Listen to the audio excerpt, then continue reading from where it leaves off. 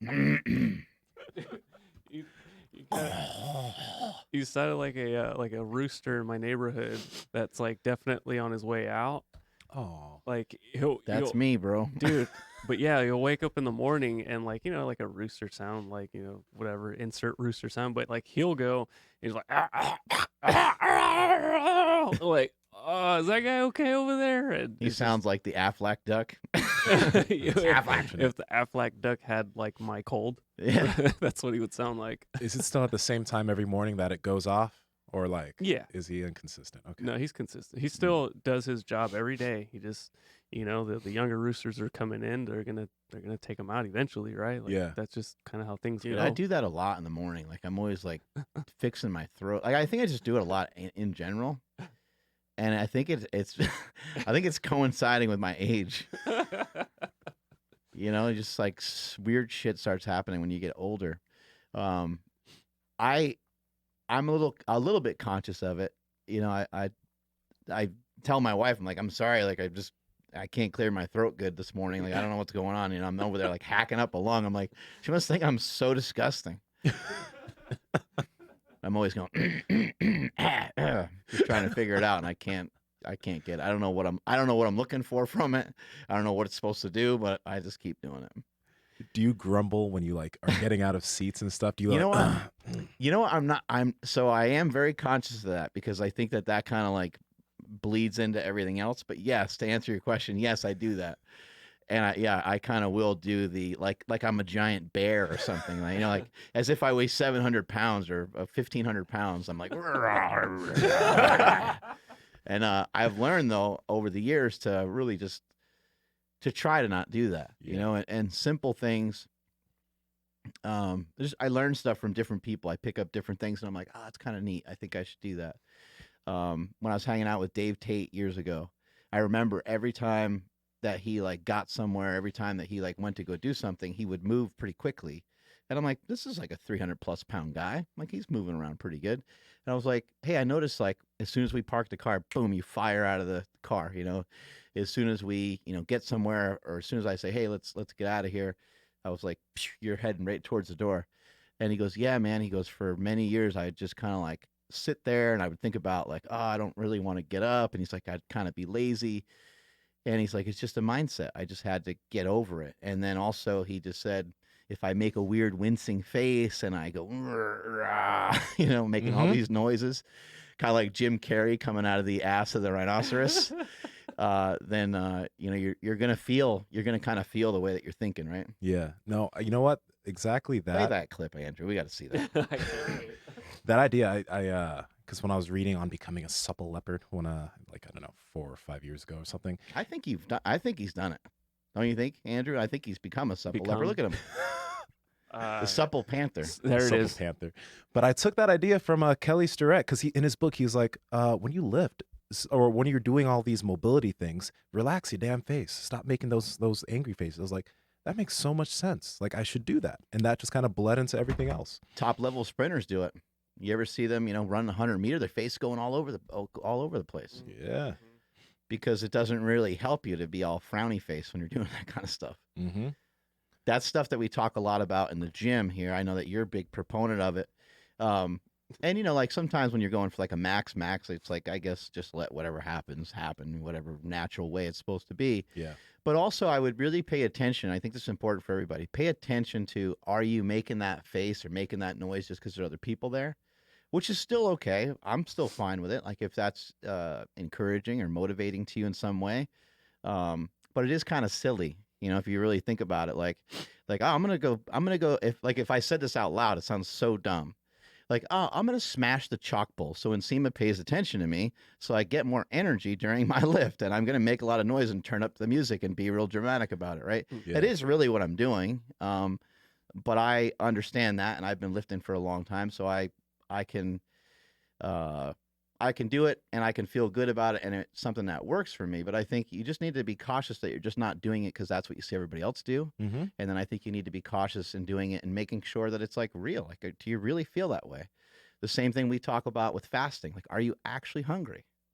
Do you actually want a beer? Or like Jordan Syatt said, he recognized he was just doing it because that's what his friends were doing. Yeah, that makes a lot of sense. And for you in the chalk bowl thing, I feel like if you were hitting that weight, even if people weren't here, you'd still do that because that's part of your ritual, right? Like that's your ritual when you're going for a heavier weight. Yeah. Like that, like you get everything in line, and that's what you do. Get fired up, get excited. That's kind of I like to lift that way. Yeah, it's not just because we're there. And then also too, even when you're doing like a squat or something, like it really doesn't serve you well to, have a 45-pound bar on your back and then, make this face as if someone took a dump in your oatmeal in the morning. It doesn't help. It's actually just a block. I mean, the more that you make that face, probably the more likely you are to not be able to get down as low as you want. The more likely it is that your knee kind of hurts because I think you're probably telling yourself ahead of time, like you said, your knee hurts when you do like leg extensions. So even before you touch the leg extension, could be a brand new leg extension, could have a different cam on it and everything. You're kind of like, this is going to hurt. And I think that we have that mental block, a lot of us, when we go to do a bench, squat, or deadlift, knowing that previously our knee hurt or our elbow hurt, and then you have a tendency to make that face, and it's like, man, you're just trying to get warmed up, and it's only going to feel worse from here. So maybe you should try to be a little bit more stoic about it. Maybe you shouldn't be wearing it so much. Yeah, and I mean, to be perfectly honest, I think part of the reason why I guess I may do all of that or I may not do all of that is because I'm kind of lazy. Like, it really just makes things easier to just go up and do it and just not. I'm lazy and kind of stupid. If I don't think about it, it gets easier, right? If I don't have to think about all these steps, I just go out and do it. Then I have less to think about. I have less to do, and it makes everything easier. So this just in, we actually tricked Nsima. Thank you, Andrew. Appreciate it. Anytime. So we had Nsima, the quote unquote natty professor. Dun, dun, We dun. had him get some testosterone levels checked via his saliva. Yes. And I would casually just came over. I was like, I think Mike Mutzel, he'll be able to help us with that. He's super smart because Nsima's like, it's in picograms. I don't know what's going on here. And so Nsima's testosterone levels went up. But when I asked Mike, who I consider an authority, he just said, wow, that guy's on tons of shit. That's what he wrote back. You're lying. That's what it says right here. It says, that guy's on tons of shit. Look at that. Or my eyes going bad. No, I'm kidding. It doesn't say that. I was like, please. He actually gives some detailed information. He's like, hey, check out this website. Yeah, he's one of those guys that are too smart. Man. You just want a straight answer, and he'll give you an encyclopedia. Anyway, we will get to the bottom of this, Andrew, though. Yeah. We will figure this out. But a little bit of background information, people, on Here we this go. saliva testosterone test. Creatine, yep. I've been shining some red light on my balls for the past 10 to 11 weeks, and I was just curious to see if there would be a potential difference in my testosterone. And I kept everything the same, and my test levels went up by a bit from 181 picograms And to then 226. was that from when Mike came in? When Mike Mutzel came in, is that where you sort of started hearing about that, or did you hear about the light therapy before that? I can't remember where we started hearing about The it. first time I heard about it was from for the guy from OPEC. I always forget his name. Oh, yeah. From yeah. OPEC's Fitness. Fitzgibbons. Fitzgerald. Fitzgerald. Yeah, there we go. Yeah, Fitzgerald. His first name eludes me, but yeah, I was call him having Jason. It'd be fine. I was having Some white guy name, yeah. whatever. I was having some problems with my clavicle and it just wouldn't heal. So he was like, "Hey, you should get a red light therapy machine." And then after that, Paul Saladino came in too, and then he had you shine it on yourself, and then he was telling us, "I shined this on my balls," and I was just like, "What? You shine it on your balls?" And then so yeah. And then we heard it more than once about shining on your balls, and we're like, people are really shining it on their balls. Yes. Does it feel good? It feels great. Like It's kind of warm. It's just warm. Yeah. It's warm. It's very warm. You know, I have a special technique of getting extra stuff on it, but I'm not going to go too It's deep kind of into that like right now. putting your junk in like an incubator, maybe. Yeah. Yeah. Let's watch these bad boys grow. Yeah, it's like the scene on Jurassic Park when they have like the red light over the dinosaur eggs. Yeah. And then it starts to hatch and stuff. It's kind of like that. Yeah. But yeah, man, no, I've been using it super consistently, almost pretty much every single day. There's not a day that I've really missed. If there was, then I don't know, I got a little bit more. Do you do a lot of extra stuff for recovery? I know that you stretch. You do a lot of other things. I know that you're meticulous with your nutrition and your sleep, but is there anything outside of the red light? I guess you sometimes are in what, the sauna, right? Sometimes. Yeah, I go to the sauna, and the sauna helps me with sleep And relaxation, maybe. and relaxation. I wouldn't say that it's gonna be something big for everybody's recovery, but it's just like a habit of mine that I like. It makes me feel good. So if it makes me feel good, then overall, oh no, Cena. Overall, it's good. I like it. But other than that, I stay on top of my sleep. This is something that I've been using. I don't necessarily use any like recovery supplements, even though there's a lot of people that talk about, like glutamine and stuff like that. Yeah. Although I forgot what the hell glutamine does. Yeah, I don't know. And yeah, stretching. I feel like that was one of the biggest things that has helped me overall in terms of just feeling better day by day. Like I don't feel as beat up as I used to. I mentioned this. I don't have to warm up as hard before I lift or do jujitsu. So yeah, I think keep it about simple. like, so let's just say let's just say you're going to take me through like a workout and you want me to work on some sort of squat, right? Mhm. Well, if we put a certain amount of weight on my back, and let's just hypothetically say you want me to do 5 sets of 5, that would be a good amount of volume, right? Mhm. And you want me to do pauses because you're like, you're not really moving great out of the bottom. And I want you to do like a 3-second pause as low as you can go. Mhm. I am going to be incredibly sore from that workout. Whereas if you did the same workout, you wouldn't be because you're not stressing like your end range of motion, right? I would be at the bottom of that squat and I would be stressing that end range of motion. So it's stretching might not necessarily like clear up, it might not clear up soreness for me after I already went through what I went through. Yeah. And so, but it could give me the ability to work out better and to do, I guess, say like have less negative impact on my training. And then also the act of like stretching and stuff, from what I'm gathering from you, sounds like it just helps you relax, Yeah. helps you calm down. Mm-hmm. A lot of people in, I guess, the strength community, as far as stretching is concerned, they're not big fans of static stretching. They're more like they want to do dynamic movements that you're going to be in. And I definitely agree with that. I don't think you should do static stretching right before you go into a lift routine. But I still think it's beneficial for strength athletes to do maybe at night before they go to bed or way earlier in the day, way before they lift. Because all the athletes that have messaged me that have been doing some static stretching outside of their workouts, they're feeling so much better. I haven't gotten anything negative from individuals that have been like doing that. So It's just a practice think it hurts. It's the practice of just spending 10 minutes and just working on yourself too. So it's like, I don't know how it could be negative. I think that people just they just don't want extra shit to do. Yeah. And there's people that stretch that are successful, and there's people that don't stretch. And then so people think that's some rite of passage to say that it doesn't work. I'll just admit I don't stretch, and I should, and I need to. I wonder if stretching will ever like really catch fire as like a thing. I know that more people do it, more people are aware of it. Our guy Kelly Starrett has really helped a lot in that space to help people understand it more. And there's a lot of ways to go about doing it, but I wonder if it'll ever like, turn into something where, because we're hearing people use the red light, we're hearing people do all these things, and we are hearing some people stretch, but it's like for some reason it's like people aren't hearing it. They're not like maybe not that they're not hearing it, they're not applying it. I think most people are calling it yoga.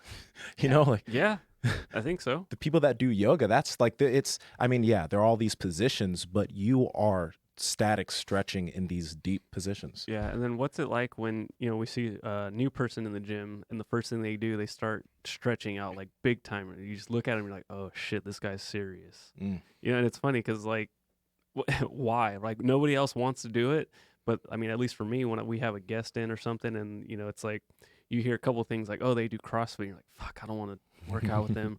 Or they start stretching and they and it's just like, oh no, we're in for some shit right now. Yeah. But yeah, I don't know. I've been trying to get better at it. I notice a huge difference with my back when I do and I don't stretch. So yeah, it's been like a must for me before workouts. Yeah. It's and like But like with outside of the lens of like lifting, in terms of jujitsu, for when I started jujitsu to now, like my body moves into all of these like positions that in the past would hurt, or I literally just couldn't work in. You know, I'm able to be in a lot of positions that you don't see big people get into, just because I mean I'm mobilized and I stretch often. I think like athletes, like even if you don't static stretch, try to do mobility every day will just help you move and feel better. So Let's check out this butthole clip, huh? Yeah. And speaking of buttholes, ooh. well, Nathan was asking if you've been Oh my shining the God. red light on the taint. Who's Nathan and how does he know? just somebody checking out the live stream. That's disgusting. You have a pay site, right? No. I love this clip, by the way. Oh my God, Jim Carrey. You know, some Oh, people are just God. Holy. Why does he do the tongue? And look at the mom. It's so beautiful. It's giving birth. Ooh, man. Oh my God. It's been so long since I've seen this movie. If y'all are listening, we're watching the Ace Ventura rhino butthole scene, so you can go look that up on your own. It's the rhino giving birth. Rhino giving birth. It's entertaining. They're all like horrified and everything. Jim Carrey. He never gets old. But, oh, yeah, to answer your question about the butthole. So, everybody, I don't know. I heard about this recently. I think, Mark, you told me about it. What's it called? Perennial? Yeah, Perineum something or whatever. Yeah. Perineum. I don't know. Something. Shining, I guess. Anyway, it's something that a bunch of white people came up with. Trying to get their buttholes out there to the sun. Where they lift their legs up and they get butthole. They shine their butthole to the sun. And I was like, huh, interesting. Well, you know what? I'm in the privacy of my own home. I'll just open up in front of the Juve. Whatever, not a big deal. So yeah, I've been doing that. I don't notice a difference, but let me just put it this way. Since the sun doesn't usually get there, I'm just like, what could it hurt? You know, maybe these people are onto something. Might as well try it. I'm standing here, so let's just spread them and see. I would love to see the the Juve, you know, like paid Instagram ad. Yeah. And it's just Nsima just smiling.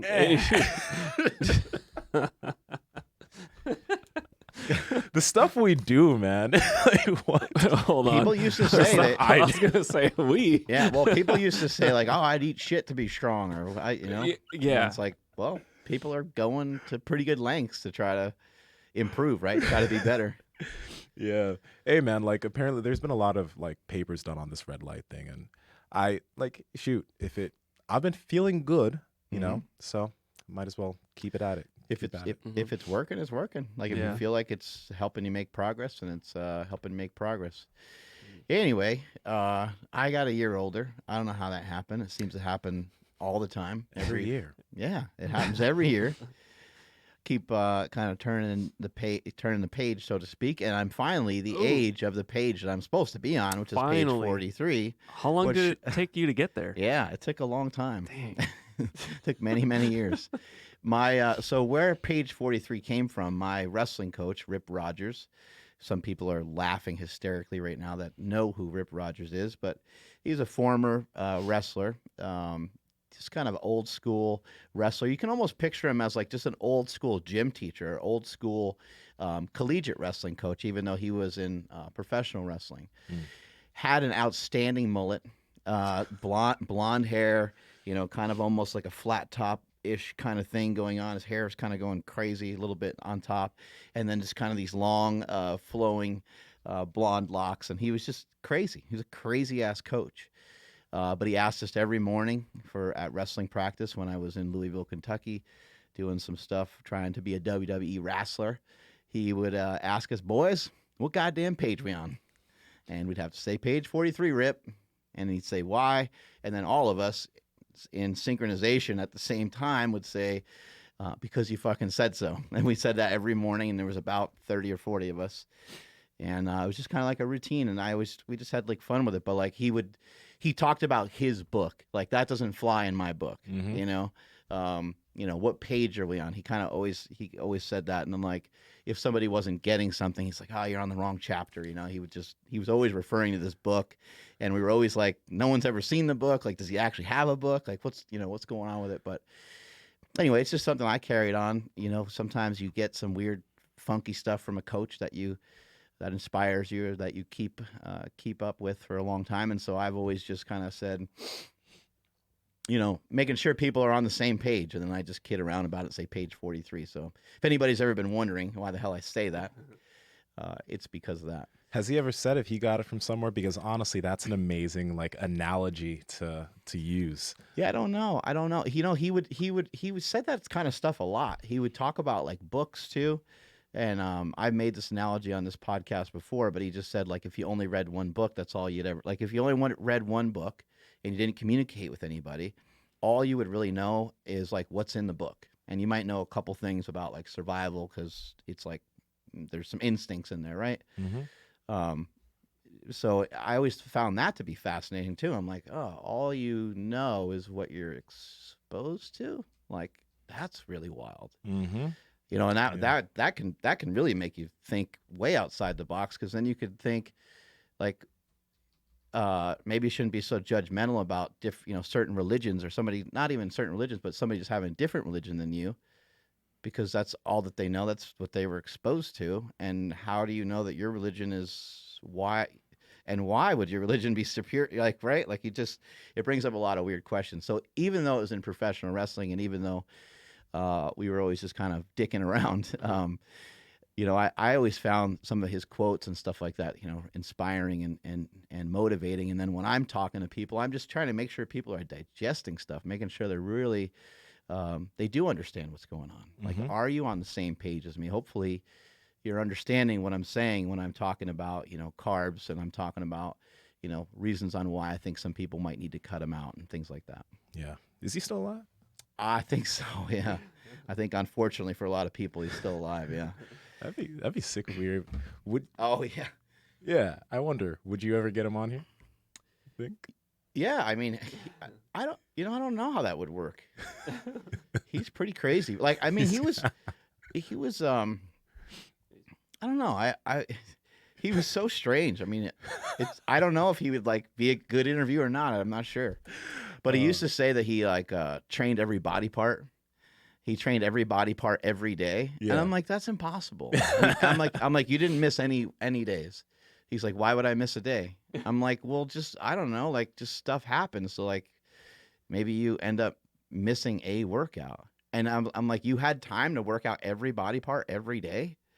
And he's like, yeah. He's like, I got it done. I always got it done. So that's what he looks like right now. And this says 2019. Mm-hmm. Dang. He looks like built, man. Like, and he's probably kind of old. Yeah. He's probably getting up there in age. Mm. So what'd you guys do for your birthday, by the way?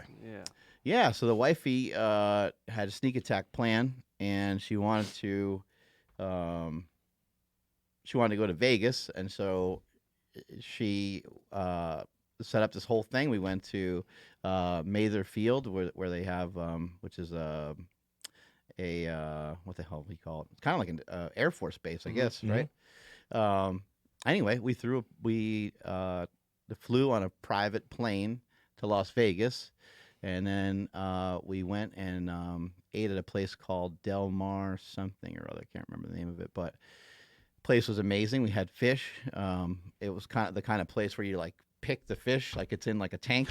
Oh. You like get to pick it out, and like then they cook it up and stuff like that. Wow, it was crazy. I mean, the food was like I don't know. Normally, like fancy restaurant, I do enjoy them, but I'm always kind of like, really, like, do we got to pay this much money for like? It's just we're just paying for like the ridiculousness of the entire situation, right? Mm-hmm. And this place wasn't like that though. I thought the food matched up with the price really well, and the food was really good. We did though, however, we did have a appetizer that was like $105. Okay. And that was Wagyu steak carpaccio with truffles, like mushroom truffles on it. Wow. And I was like, we need to try that to see if there's any possible way that it matches up with the price. And we ate it, and we were like, I think it kind of matches up with the price. My wife's like, I do too. Like it was maybe it wasn't $105 worth, but it was damn close. It was really, really good. All the food was really good. We had a great time. We ended up going shopping afterwards, and I bought my wife her first Rolex, and then I had to get another one. So That's your second Rolex, that's right? my second one. Yeah. Yeah. You know, I don't know. Sometimes it's just fun to get some stuff for yourself here and there, and just have some fun. But we had an amazing time. We had a really good time, and I have mentioned this before on the podcast as well. I just you know, it's not to be like too mushy and stuff, but like it's weird to find somebody that you love to spend time with, and as long as Andy and I have been together, um, I enjoy hanging out with her more now than I have when we first met, which doesn't really make sense. You figure you would start to run out of shit to talk about at some point, but there's always something for us to talk about, and we're always sharing something together, and so it's not always easy, being married for, it's going to be 20 years and being together for so long. Her and I talked the other day about how people change a lot, and like how do some marriages work, or how do some people work? Because, I'm definitely a way different person. Like I have a different capacity now than I did when we met. I'm a stronger person in a lot of ways. Like there's a bunch of reasons why she would maybe no longer be attracted to the majority of the things about me. Like not necessarily that there's anything bad, but like maybe for one person, maybe just even being like social media famous would be too much. When I talked to Jordan Syatt the other day, he said that was actually a huge issue with some of the girls that he was with previously. They just were like, they just couldn't handle it. They would say, "Who's this? What's this going on? Over here with this?" And he was like, "I got nothing to hide. I just, there's people that hit me up on there." And he was like, and so anybody that was just like not vibing with him on that, he was just like, "Well, I gotta move on and find somebody that does." But again, back to that whole thing about like changing. I mean, look, you change a lot. The way you are when you're 20, is that going to be the way you are when you're 40? I'm into change. I want to get better. I want to make progress. I don't want to be the same. And but my wife has been there through, me being 330, being obsessed with powerlifting, to, me getting back down in weight and doing a bodybuilding show, and kind of all the different things that I've tried. She's been supportive and been there the whole time for everything. So it's been awesome. It's been really cool. Wow, that's crazy, man. What do you think, other than your weight and maybe not powerlifting, what aspect of like maybe your personality you think super different now from, I don't know, when you were 30? I think most things are intact pretty good. Like I think that I would say that my ability to like not care about stuff was stronger then, but I just had a lot less responsibility. It at least appeared as if I didn't care about stuff. Obviously I did. Obviously I still cared about my family and my, brother and my parents and things like that. But I just maybe was a little stronger in that regard, just because I didn't have as much shit going on. Nowadays, with the amount of employees that we have, and I do have to care. I do have to be more caring. I do have to pay a little bit more attention. I maybe can't do all the same things that maybe I used to do, but I can't really think of anything else. I would just say that maybe this is a pretty drastic difference. I'm definitely like stronger willed than I was then, even though I had a decent work ethic then. And it's not like my work ethic is crazy, but it's probably not always easy to be around, because I can get a singular focus and just not really think that much about the impact or what it's doing maybe to other people. There's just little stuff like, going to bed at like 7:00, and like I just start doing stuff. I don't really ever communicate it. I just start going, and my wife and my kids are still up at like 8 or 9, so they're probably like, "Well, where did he go?" And that's all like family time, and then also waking up at like 3 and like just being weird, I guess you'd say. But yeah, she's been pretty cool with all of it, and even when I do get focused like that, she's never once ever said really anything about it, except for during the bodybuilding show. She was just about midway through, she was like, "You're just doing this one competition, right?" And I was like, yeah. She's like, it's a lot on me, and she's like, it's just crazy because I had to freaking exercise a lot, and then everything was wrapped around every single meal and having the 6 meals a day and everything. So that was a lot. But yeah, I would say personality-wise, probably most things are similar, just maybe a little stronger willed towards certain things than I was when I was younger. I like how, like, right now, in terms of describing yourself getting older, because, like, man, it's crazy. The people I talk to that are older, they're always telling me, warning me about getting older. And it's like they don't talk about anything getting better. But I honestly, from a lot of other instances I've seen of individuals, like, there are these 50, 60-year-old guys at jiu-jitsu that are kicking ass. There's, like, LeBron James, who's aging like fine wine and still killing people right now at 35 devastated years old, 17 years in. There's you, like, you're continuing to get stronger, more fit, healthier at 43 than maybe you were at 30. Like, I think that nowadays aging isn't the same.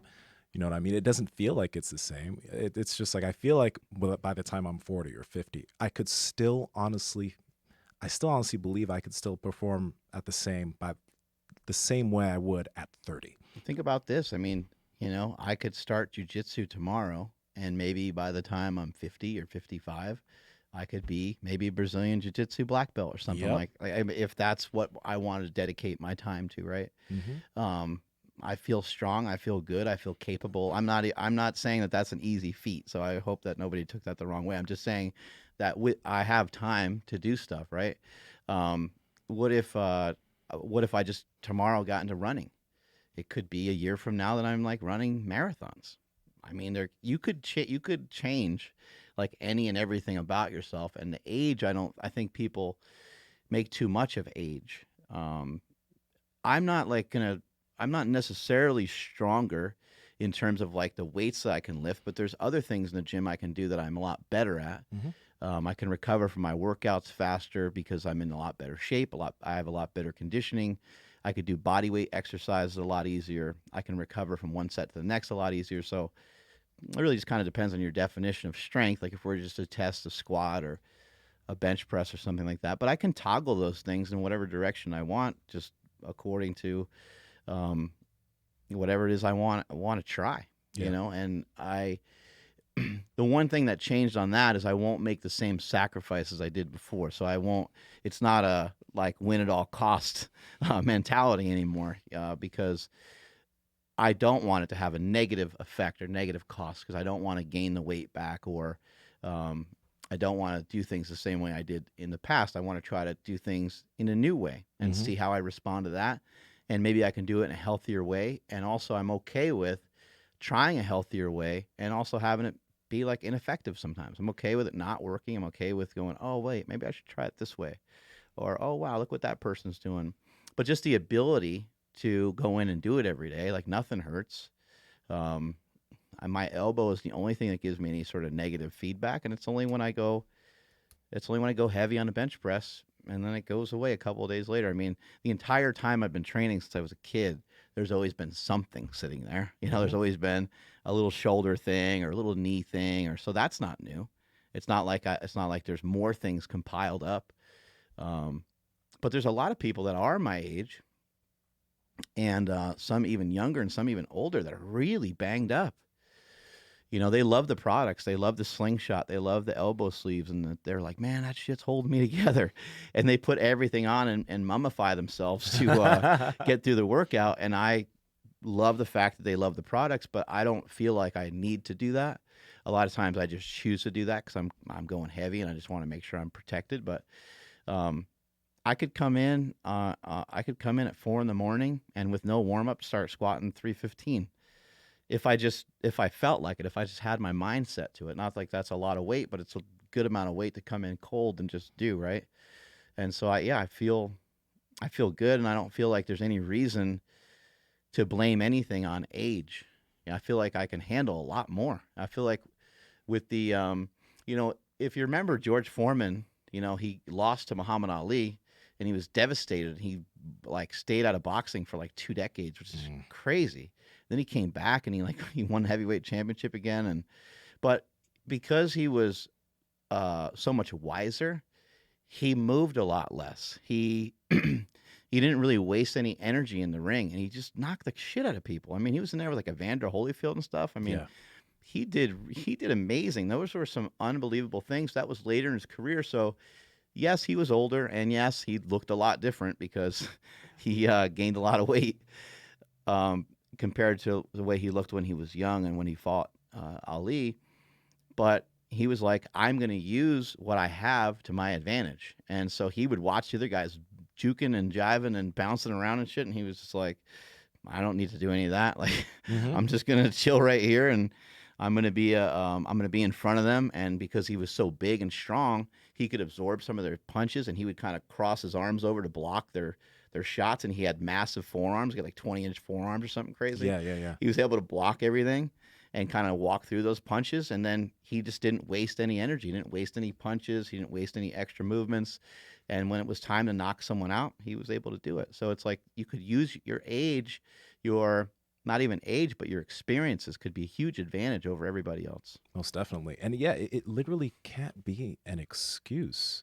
Like right now, you know, when did you did your first You're right. bodybuilding Can't be show? an excuse. You can't stop it. You can't. Yeah. It's coming. It's happening now. Yeah. Like you did your first bodybuilding show, what was it, last year, right? What's that, Basically, this yeah, year? About a year and a half ago. A year and a half ago. That was your first bodybuilding show, but you did that at what, 41, 42, 42 years old, right? Yeah, I'm 43. So it was 41, I guess, when I was on stage. Something like that. Exactly. So like, honestly, it's really just a decision. Like Andrew on the podcast, 8 weeks ago or something like that, saying, I want to get abs. And right now the dude, I'm not going to spoil anything, but let's just say that his Christmas gift is going to be pretty pretty. Don't you know? look too much lower than those abs. You know what I mean?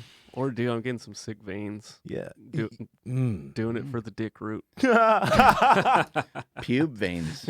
Dick root. But no, it's like seriously, I know a lot of people who are coming into jiu-jitsu right now that are like 43 or 44 at the academy, and they're just starting now. But that's the thing. I feel like with the habits that are built from going to the gym, we hear a lot of people talking about how like muscle is one of the things that's going to keep you from aging, right? If you can do these things, to be perfectly honest, by the time you're 50, 60, whatever, it's not going to be the same as the last generation 60 years old or 70 years old. You just got to make that decision just to start now and not let the age get in the way. It should be an absolute non-factor, in my opinion. And then what about like, I don't know what to do in the gym? It's like, well, just, you know, first of all, go to a gym, because most often the people that have the physique that you're trying to obtain, they usually go to a gym, you know, or they're going somewhere to practice some form of exercise for multiple times a week for several hours per week. And so you'll have to figure out what that thing is for you, whether it's like cycling or running or climbing rocks or whatever the hell it is you're doing. You got to be doing something that you're active with. But if you really honestly are like, I don't know what to do, that's okay, because we all, you know, you only know what you are exposed to. You only know what's in front of you. And so if you don't really know much, you can get a personal trainer. B, you can look for an online coach. C, you can look on YouTube and check exercises. You can also just go to the gym and just try like one thing. I'm sure almost everybody at this point has been exposed to a gym at least a little bit. They're like PE teacher or something showed them a couple things. Go in there and just be like, I'm just going to try to do a bunch of stuff for my shoulders. And even if you don't have any understanding of any of it, you could literally go to the machines, and the machines have red marks on like the muscles that are being worked. And you can go, oh my God, okay, that looks like it works the front of my leg. Okay, this other one works the back of my leg. Okay, this one works my biceps. I have skinny arms. I want bigger arms. And you can go and do that. Like, why put so much pressure on yourself, though, to think that there has to be this crazy thing that you're going to be like, you know, all of a sudden out of nowhere devoted to, and you're going to do 10 different exercises every workout. Go in there and pick a thing. I guarantee you, once that thing is done, the couple sets of curls that you promised yourself, you're probably going to dick around and do something else.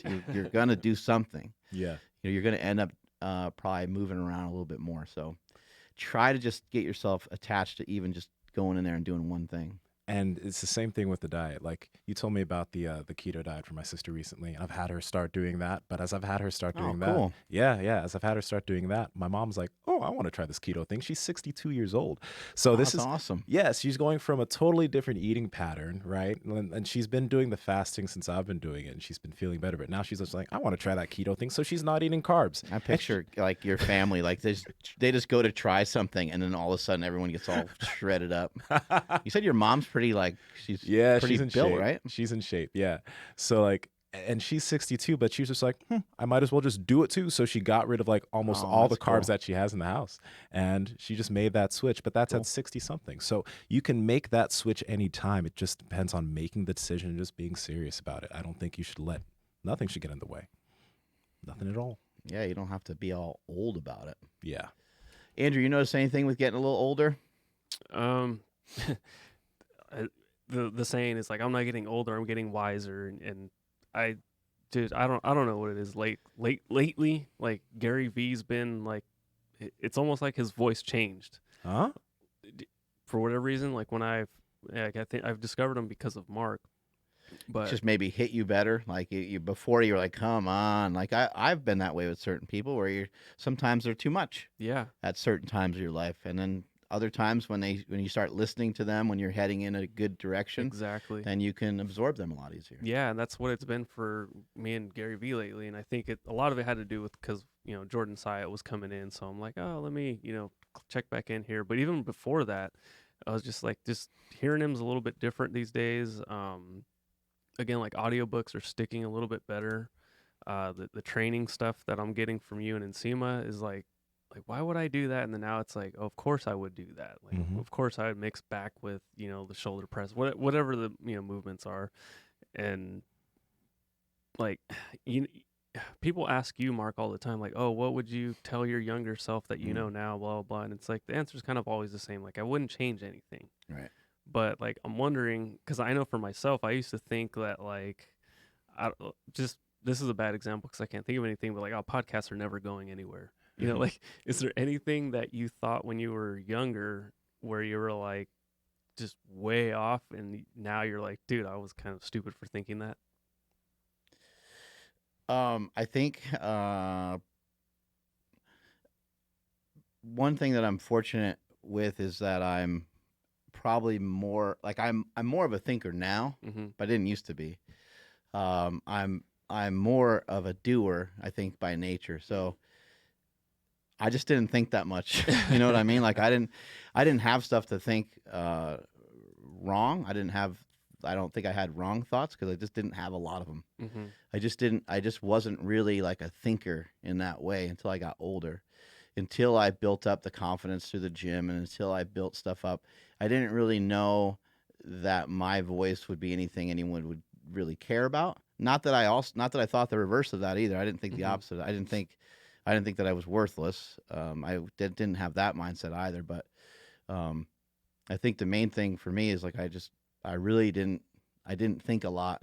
In terms of like, what's something that can make me money or what's something that can help me, with this or that. It's all been, and then like I've always been like studying and researching stuff that I've been interested in. I've been doing that since I was a kid. So when it came to like lifting and stuff, and the cool thing about fitness is that, everyone's trying to sell you on the fact that things are so different now.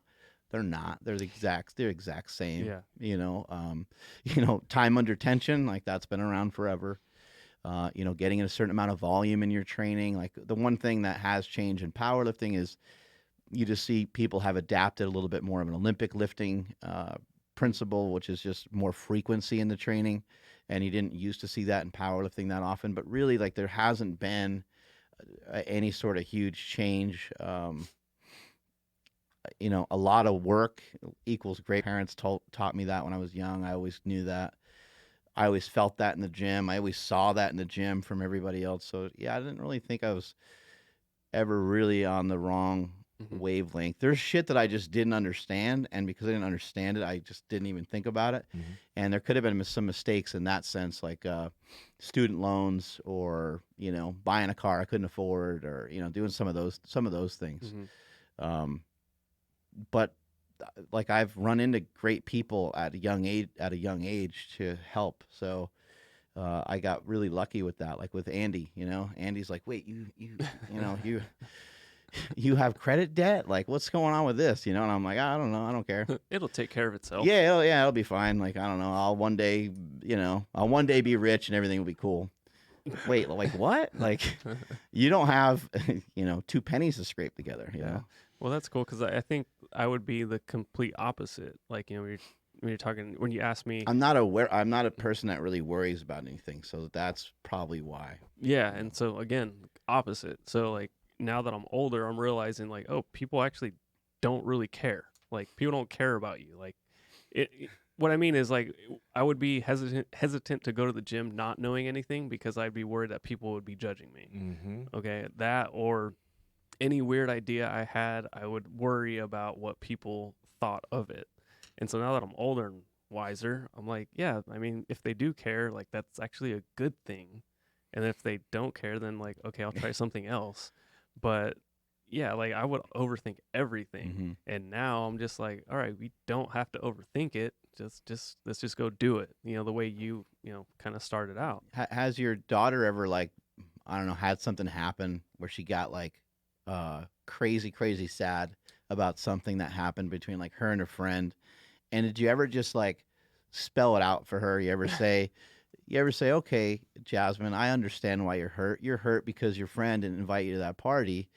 Like, am I right? And then once that's said, like once that's thought about, then it's like, oh, like just kind of releases everything. Yeah, that is what I'm upset about. Well, that's probably not right because you invited her to your party, but she could have also just forgot. You're trying to like be like more rational. I think what happens with people when they have worry is they don't actually try to think about it in a rational way, and I think would be a really good practice for people to undergo. I've talked about interviewing yourself, which sounds like crazy talk, but you should think about that. You should say like, why am I so scared to do that? Because a lot of times the things that you can't do are the things that you should do. Those are things that you should lean into. If you never heard Ben Pekulski talk about that, you should check his information out. He has a podcast as well. But those are things that you should maybe lean into. Not always, because it could be something that could be potentially harmful to you. But a lot of times when you're like, oh man, like that, I'm so worried. I don't want to go do that because it sounds horrible. But a lot of times if you work on that and you figure out a way to work through that, you'll be a lot further down the road than if you just always have swept it under the rug. Yeah, recently my nephew spent the night at my house, and he was saying like he couldn't get any sleep because he was worried that he was going to wake up and nobody was going to be home because we would have left. And I'm like, well, that's really interesting to be worried about. But I'm like, well, let's go ahead and dig into this. Yeah, it's a great thing to communicate with him about, so he doesn't think he's a crazy person. Because you could just laugh at him and be like, oh my God, you're 10 years old or whatever, go back to bed. Yeah. So I'm like, okay, well, let's think about it. I'm like, what's the worst that could have happened if you woke up and nobody was here? And he's like, well, I'd be alone. I'm like, and then what? He's like, well, I don't know. I'm like, well, you would just kind of hang out, play Switch, maybe, I don't know, lift some weights or something. Like, do you know there's ice cream in the freezer? Dude, that's exactly what I said. And I was like, you could have hung out here and did whatever you wanted until we got home. And then he kind of was like, that would be weird. I'm like, but you'd be okay, right? And he's like, yeah. Could have watched a rated R movie while we were out. Could have done whatever you wanted, kid. Yeah, and he's just like, oh. So, laying it all out for him to be like, you don't have anything to worry about, dude. Yeah. So kind of doing that for myself, actually. Yeah. Yeah, man. No, like this whole year, I think, at least you guys have been podcasting for a while, right? You guys have been doing this for years. But being like, back to your point about exposure and what your coach mentioned, like if you only had access to that one book and what around you, right? Like being around all the guests and talking to all the people that we've had on, I've listened to podcasts before that, I've tried to listen as often, but then I'd fall off of listening to that type of stuff and taking information. But like just being around all these guests, taking in certain pieces of information, like I've changed a lot this year just because of that. It's just that exposure is crazy. And I think it's the same thing with you, Andrew. Like you've been working out here for 3 years, but like your exposure to everyone around you here and just all of that has changed not just your mindset, but also your body. You know, it's crazy if you can just get yourself in front or get your ears listening to the right things. It's just it's ridiculous. Yeah, and it definitely like helps if you want the help. Obviously, it sounds silly to say, but like, you know, I was talking on Instagram today about like, you know, the mindset. Like I thought I was giving everything I could give. You know, like yeah, my diet's definitely on point. You know, my training's super consistent, and I'm like, but if you really ask yourself, is it a 10 out of 10? Now, it's not against the law if it's not. Okay, you're not a bad person. You're not someone who doesn't take it totally serious. But if it's not a 10 out of 10, you kind of don't have a lot of leeway to complain about the results. And that's where I was. You know, I'm like, no, I'm definitely giving my all. But it wasn't a 10 out of 10 all the time. You know what I mean? Like, yeah, I was making progress, but I wasn't making the progress that I wanted to make because I wasn't, you know, hitting that extra gear the way I am right now. Yeah. And it was because of the damn mindset and actually believing in myself. Even though when I first started this, I didn't really believe that I'd be where I am right now. Something clicked. I just said, fuck it, I'm going all in. You know what? I'm curious about that because you have been working out for a while, but this year you've made them. I feel like you've made the most general fitness strides than you have in all of your years of lifting because you got big this year and you're getting shredded this year. Usually for people that's like in different years, but you did it all in one. So what was it that clicked for you that just like transformed this year for you? Yeah, well, I mean, not gonna run away from it. PEDs definitely. Well, oh, great! All right, that's the end of the podcast. For the day. But See you guys later. Everyone just unsubscribed and left. Like, what? This guy? What a bunch of BS! This is bull. Yeah. No, again, taking stuff just seriously probably helped me more mentally than anything. I'm not gonna act like Sarms didn't help in multiple ways. They absolutely did, but I just felt like, oh, I'm enhanced now. So like, no matter what weight Mark puts on the bar, I'm going to lift that shit. I was just 100% confident in everything that I lifted. So that definitely helped. And then also, and I will probably for as long as I can do stupid series Challenges. Series. Put myself out there for the internet to see because that has been one of the biggest motivating factors for sure. It's the worst. It's the worst thing you could do. Oh my God. Last night there was so much good food. I'm like, no carbs till Christmas. Oh, God. No carbs till Christmas. No carbs till Christmas. Yeah. No carbs till Christmas. Yeah. And then so also what that definitely helped by putting myself out there, it got, you know, the whole family on board. You know, not that Stephanie she always has supported me no matter what I've done. It's very cool hearing Mark say that about Andy because that's how I feel about Stephanie. But I think seeing how serious I had to be about Sarmageddon and how serious I am about Shreddageddon, she's like, shit, okay, you do need your meals. You know, you do need to get to sleep. We're still struggling on that department. But, like, having somebody there understand, like, yo, like, yeah, I'm putting myself out there. I don't want to look like an asshole on camera. So, like, I have to do X, Y, and Z. You know, like, I know we have access to Super Training Gym, but I have to go sign up at another gym. Like, that sounds silly, but okay, yeah, let's do it. So that definitely helped. But man, yeah, the mindset for sure, and putting myself out there, and I mean, dude, it's such a crazy feeling knowing like, oh wow, I could eat that donut right now, but what's that gonna look like on camera later? You know, and I think that it can be an unhealthy thing too, obviously, because like if I told Nsima today I actually woke up a pound heavier than I did over the weekend, and it's like, what if I'm like, oh my gosh, like I'm not gonna eat at all today now? You know, like that could be bad. But because of this series, I've been learning a lot about my body and a lot about what happens when I undereat versus eat what I'm supposed to eat, and like the difference my body makes, you know, for the better when I actually eat more than what I like was assuming I should be eating. Yeah. Which is huge. And like, what would happen like if Tom Brady panicked when he's in the pocket? Like Exactly. he's gonna throw an interception, or he's gonna any sport or anything that you're trying to go after. I'm trying to think of like a great instance of like panicking. Like I can't think of one. Like someone comes in here and shoots up the place. Like Ooh. panic. It could save your life potentially, because you could panic and fucking dive out the window or something like that. You under normal circumstances without that adrenaline rush wouldn't do. But the cooler heads will prevail. Figuring out a way to kind of like, okay, somebody's in here fucking shooting at people. I don't know what's going on. Where's everybody at? Like who's in the other rooms? Who else is here today?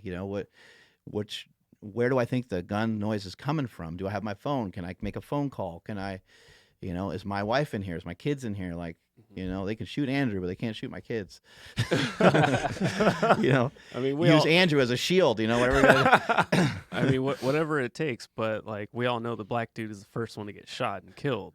Oh, In the yeah. movies, In the movies, in real life, I would have already been down that this block. is true. You know that shit. I always love in the movies the guy who like checks on something. The security guy. He like checks on something suspicious. He's got the flashlight out. Yeah. And he goes, "What the?" And then that's his famous. That's like famous last words. You always die as soon as you say "what the," you're done. You get nailed with like a brick in the back of the head, or a bat or something, or you get shot. You know what's hilarious? Okay, got a sidetrack here. You know that kid from Stranger Things that like I know who you're talking about. Yeah, one of the main characters. Yeah. Yeah, so he does like a prank show, right? Where he'll go up to people and he'll like, I think one of them, they were in a medical office and like the dentist was doing something real weird stuff. So he did it to like, I think it was 2 white people, and they fell through with the prank. But the black guy walks in, he looks, he sits down. The dentist comes out with whatever, and he's like, "Fuck that!" And then he leaves. He jets out. He jets out. He great. doesn't even take a second. He smells it and he just dips. That's that great. instinct, bro. That's awesome. That was so good. So I could funny. tell where you were going with that as soon as you said the black. Hey man, you don't mess around. Like in those movies where you see like the white girl like, let's go into the forest and see what's going on.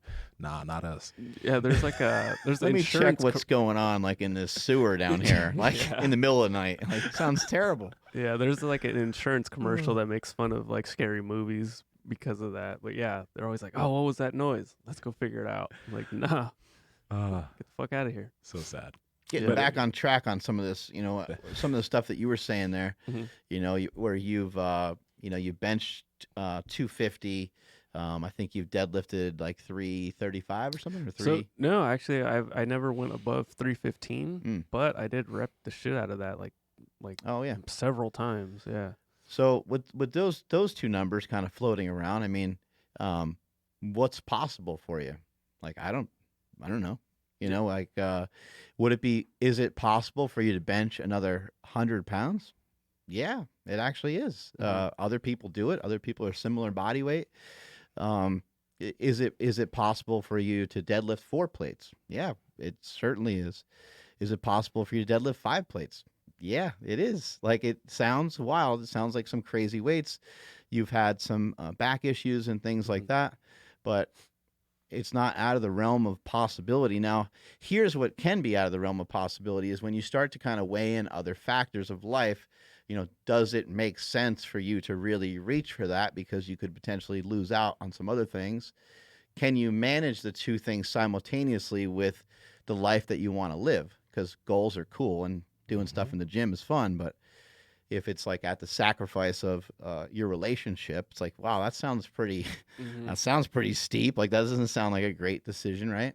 If it's at the sacrifice of some other things, and maybe it's not going to fit in and piece together. And when I think about a lot of powerlifters that I know, a lot of them can look awesome if they lost like 15, 20 pounds, even some of the bigger guys. Some of these guys are even like 275, 280, 300. 15 pounds are not going to look ripped, but 15, 20 pounds, they'll just get some of that bloat off and they'll look better. And they might have like a bicep vein going and stuff. But the amount of dedication and the time it would take for them to pull that weight off and also potentially lose some of the leverages in their training just isn't worth it. Like first of all, they like to eat, which is understandable. They love to eat and they love to go in there and train. And when they train, they love the feeling of feeling really strong. Yeah. Almost maybe the same way someone who goes to a jiu-jitsu practice loves the feeling of being explosive.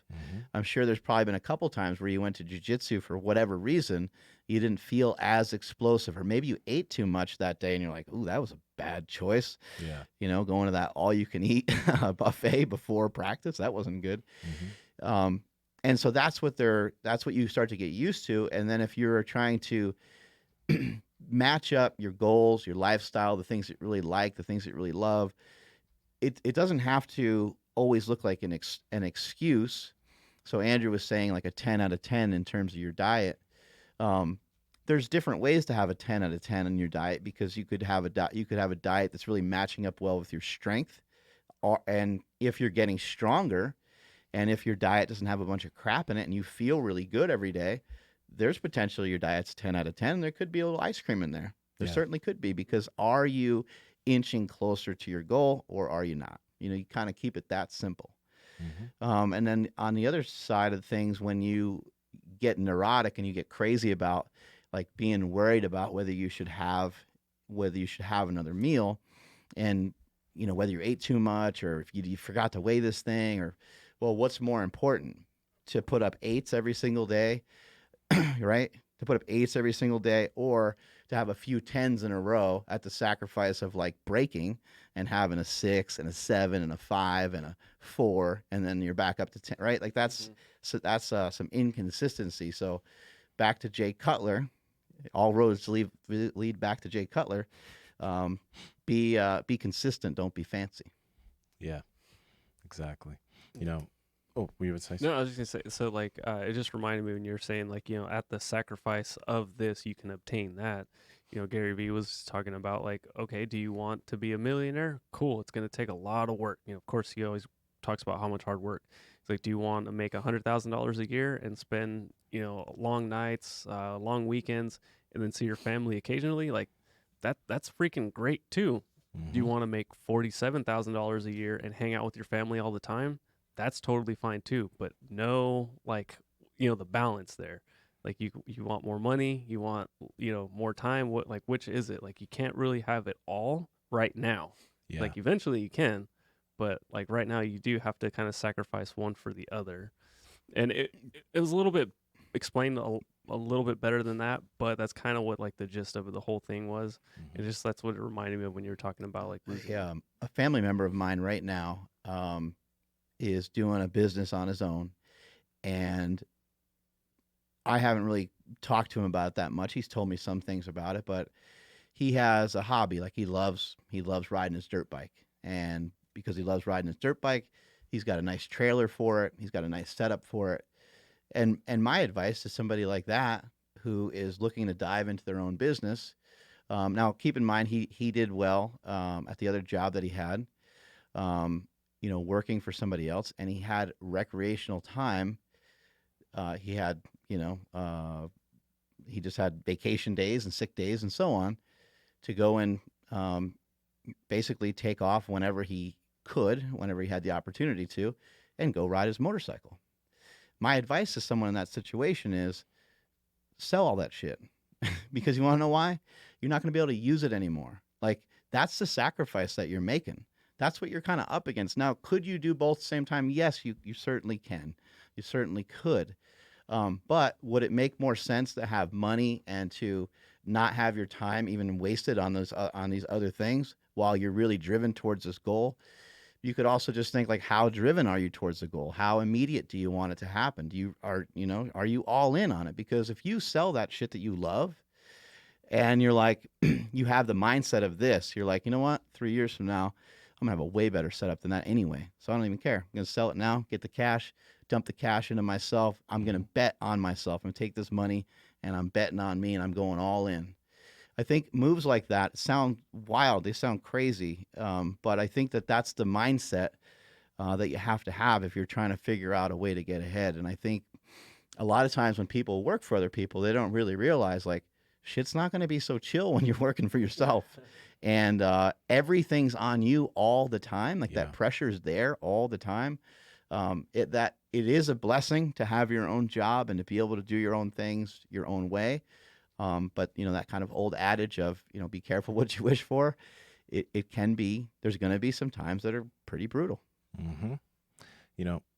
That kind of has me thinking of how can, like, when we think about the way we feel lifting every day and exercising every day, can you imagine going, again, I mean, I know like sometimes you're away from the gym, so you take your walks, but can you imagine not being able to work out at all?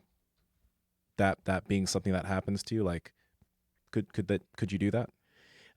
That would be hard, but yeah, I could if there was a particular reason for it. But I think saying I could doesn't sound that bad. But after how many days, would I start being like, oh man, I really want to go to the gym? Yeah. Because I maybe I'm at a premature or an immature stage, because honestly, like at this point, if I don't have either jujitsu or workout on a certain day, like maybe it's one day or whatever, but if I can't do that multiple times a week, I will start to decline mentally. I would too. I seriously will. Like it's like clockwork. So that's why I'm so, like, I guess, addicted to these things, because it keeps me level. And because a lot of people that are listening right now, they know the feeling. Like, when you go into the gym, you have a great powerlifting workout or your bodybuilding workout, you come out, you feel good, you feel like you can attack the rest of your day. But it's like trying to help someone that doesn't exercise, maybe they're older or whatever, learn to build that habit, how it can like change their life. Because like a lot of people, they find that solace through eating certain types of food. Like that's how they feel better. Or drinking, that's how they feel better. But I feel like personally for me, like, and us, I'm pretty sure these things are congruent to that. You know what I mean? If I didn't have these, I don't know like what other type of thing that I'd be reaching for.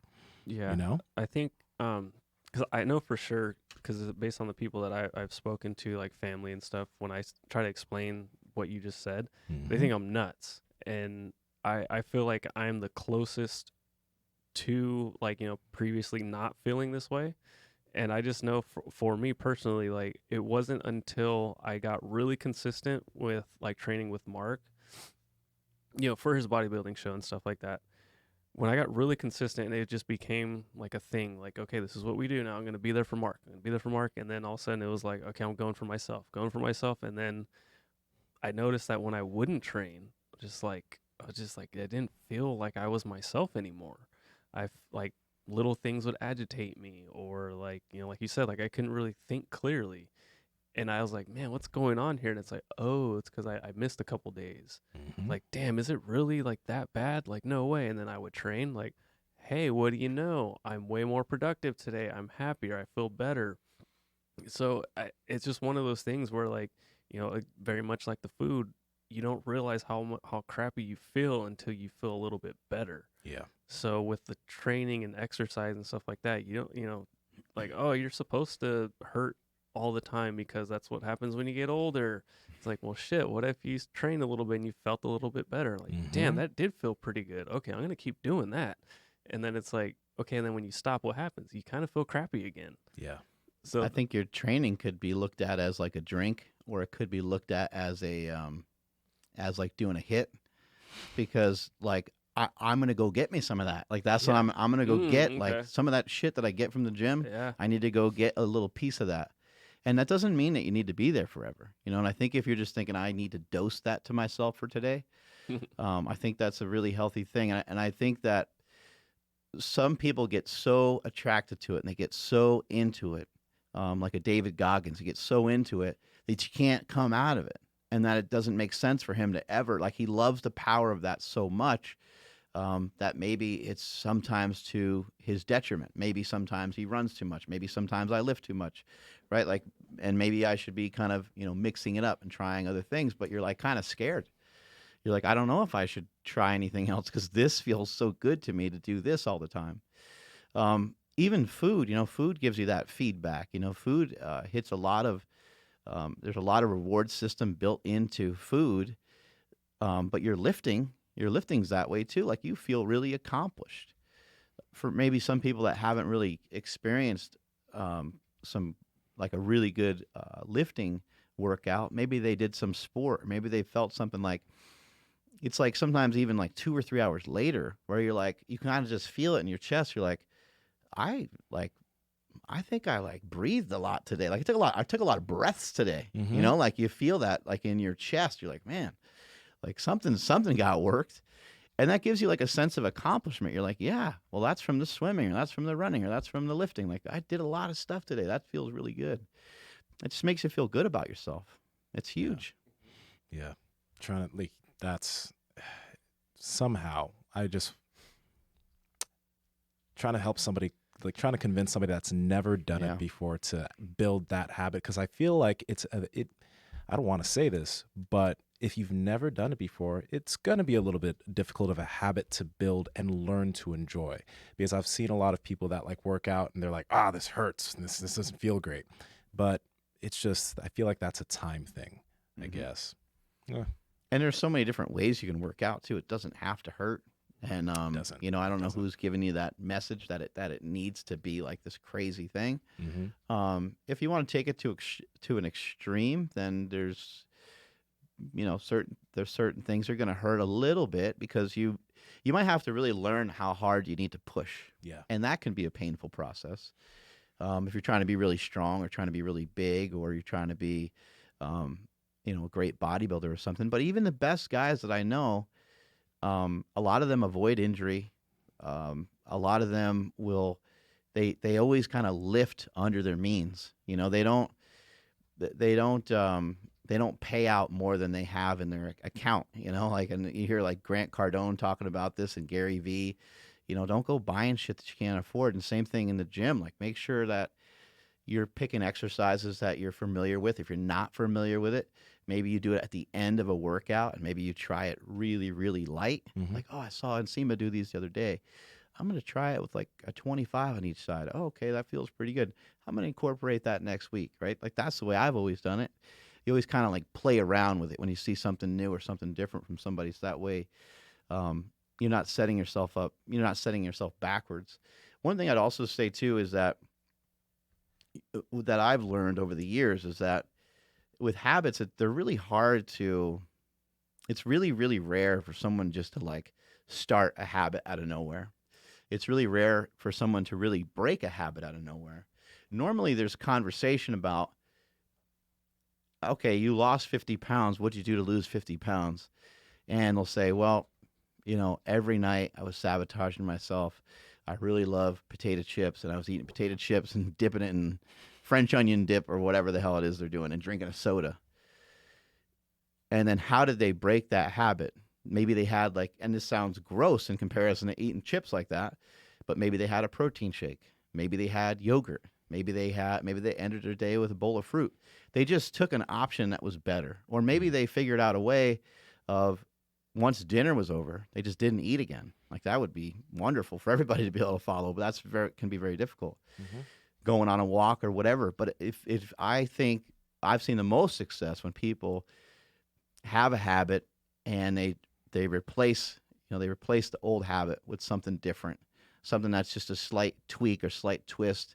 You can think about it like if you're thinking about it workout wise, you're thinking about, you know, finding a variation or finding, they call it scaling in CrossFit. So they're like, all right, Smelly, well, you suck at handstand push-ups. So we're just going to have you do regular push-ups until you can figure out a way to, you know, get in this position or whatever, right? So you can think about that with your diet. Like, why not scale your diet? Like, all right, man, you tried a no-carb diet 7 times over the last year and you messed it up every time. How about we don't try a no-carb diet? How about we try just less carbs? Or we try moving the fat around. Oh, I've heard that you can do it that way too. I heard that you could track your calories. Whatever way you got to figure it out that makes sense, that is something that you can incorporate and actually put into action. That's maybe just a replacement for being a little bit better than you were in the past. Yeah. You know, I think I said this, I don't know, 2 or 3 months ago, or it was maybe when Andrew said he's going to do his challenge, but like now, since we've been talking about like just doing all this stuff, if you're listening, which you are right now, you can probably think of a habit that you have that you want to stop, or something that you want to improve, and you know what you need to do it. So do it now, and then just DM one of us and let us know you're doing it. Because a lot of people have just like, a lot of people have just like we got the carnivore chef is gonna do a meat. You know, he just made that decision, I think last week or That's so awesome. We're so proud of him. Right? He made a decision to do a meet, and now he's gonna do a meet in February. I think it's February or March. So like, if you know that thing you need to do, just do it and message one of us. Just like Andrew said he wants to get shredded, and he put it out there so you can't turn back. Do that, post it, message us. Yeah, speaking of people doing meets, our boy Dylan checked in. Yee! So how did he do? Like, he killed it, man. He had his meet this past weekend. He went 8 out of 9, hit PRs across the board. Was aiming for a 1200, but he ended up getting a 1206 total. Damn. So he killed his first meet. He put in a great performance. Yeah, that's so cool, dude. Because like, so for people that aren't sure who we're talking about or why we're talking about it, but our boy Dylan, he's a listener to the podcast. He had just come on the live chat and was talking about like doing a meet someday, and it's like, oh, I think I'm gonna do it next year. And this was this year, by the way. And I was like, no, man, there's all kinds. Like, just get in there, do it right now. So we convinced him to hop in there and get on the platform. Yeah. Started working with Nsima, and he absolutely crushed it. And we're extremely proud of you, buddy. Yeah, he's killed it. He and that dude, one thing Mark was talking about, consistency, that man is consistent. He's so easy to work with. He's just so consistent. Yeah. So that's the thing that matters. Congrats again, Dylan. You killed it. And yeah, like, just, you're listening right now, send us something, put it out there, make that change just now. Stop waiting. I think maybe just, as we said earlier, with coaching yourself through stuff, talking to yourself about stuff, Andrew talking himself through things that maybe he's worried about, and you try to make it a little bit more rational. Maybe there's just question stuff, like question your own decisions. Like, why do you keep making these decisions? Are you working at a job that you really don't like? Are you potentially with somebody that you really don't like? Do you really not want to go to your house? For a particular, like, these are all things you should walk yourself through. Like, why don't you like this, or why don't you like that? Do you not like your car? Do you not like the food that you have in your fridge? Like, you're the one that got it. Do you not like some of your friends? I mean, you get to pick your friends. You pick and choose who these people are that are in your life. And then what do? Though we turn around and we kind of blame them. Like, I'm not on a diet because, he always likes to go out and drink every Friday and Saturday, and we're always hanging out. And so, we have those bad habits together. And it's like, well, that doesn't really make any sense. You can make some adjustments when it comes to that. You can make some changes when it comes to that. You shouldn't be unhappy with a lot of the things. There could be some things that are a little frustrating, some things that are a little difficult. There should be some things probably that you don't necessarily want to do. But in general, you should be figuring out, what are things I like to do? I've heard people even say, just like, write down the shit that you like want your day to look like every day. I mean, even if you wrote down, I would love to do nothing. Well, then you would have to figure out how do you work towards that? Like, I mean, that sounds ridiculous, right? How do you work towards not doing much? How do you work towards that? How do you work towards that? Maybe you're just like, I don't want to have a conventional job. And then you can kind of think about, all right, well, what are some of the things that I can do that can help me, get on track? And these are all just things that, being on this earth for as long as I've been on this earth, and just communicating with all the different people that we have on the podcast, these are all things that I feel that are simple to put into your life, but the execution of them is not always easy. But it all starts with kind of a small action, and it will have a snowball effect as you continue. Like, it could start with a 10-minute walk. It could start with a small change in your eating. When I have people come in here to super training and they tell me, yeah, I went from a 315 deadlift to a 555 deadlift, I'm like, whoa. Like, I want to know how that happened. It's rare that they're like, I called Chad Wesley Smith. It's rare that it's rare that they say, oh, I did the West Side Barbell method. You want to know why that's rare? Because it has nothing to do with those methods. It has nothing to do with actually like how they trained. It had to do with them developing new habits. It had to do with them developing a new belief system for themselves. They went from valuing themselves and thinking of themselves as a 315-pound deadlifter. Now they value themselves and understand that they have the capability to lift anything over 500 pounds, maybe even 545 or 550 or whatever the number is that they hit. And then they also train like that. You ever hear someone say train like a champion today? Well, it's because you are leveling up. You're trying to train like you are a somebody. But you should always be training that way. You should always be training like you're worth it. You should always be training like you're worth the goal that you're setting out to get. Because if you don't believe that, then that means you probably don't believe in yourself. It's be very hard to get momentum. And I'm just seeing more and more people come up to us, people sharing messages on Instagram about the podcast and how it's helped them. And they're like, I did this. I even made a post the other day, and I had a bunch of other fans come in. And this guy's like, man, I really struggle with cravings. And I said, oh, you should talk to I added like 15 people. And then boom, they came flying in. They're like, dude, we got your back. Like, here's how you get rid of cravings. Here's what I did. One guy's like, oh, I did walks every night. One guy was like, I love fruit, so I ate the crap out of fruit every night. Each guy had like a different thing. Yeah. And the guy was like, oh my God, this is like blowing my mind that all these people are coming to the rescue. And those are all people that probably don't think or didn't used to think that they had any value, or didn't think they had any value in terms of providing nutritional information for somebody. But look, man, if you did it, then you did it. You know how to execute it. You know how to help someone else break some old habits that they may have had. Yeah, most definitely. The people you added, were they professionals, or were they like other people that like just like people that it worked for and you remembered their ads? Yeah, they're pretty much just fans. They're pretty much just people, that have it was combination, it was like my brother and some other people like that too, but it was mainly just people that I follow because of like the hashtag, the war on carbs, or different things like that. And people have told me, how they've gotten over it. One guy that we have in here, I think we scheduled him for the podcast. I can't remember. We'll make sure that happens. But he lost about, his name's Justin. He lost about 70 pounds. I posted about him on my Instagram a while back. And the thing for him, and this is great because he had somebody else to get behind him and to support him. His wife told him, like, you need to get up off the couch and you need to get to training. And so he just started. Like, I realized that that's the hardest part for people.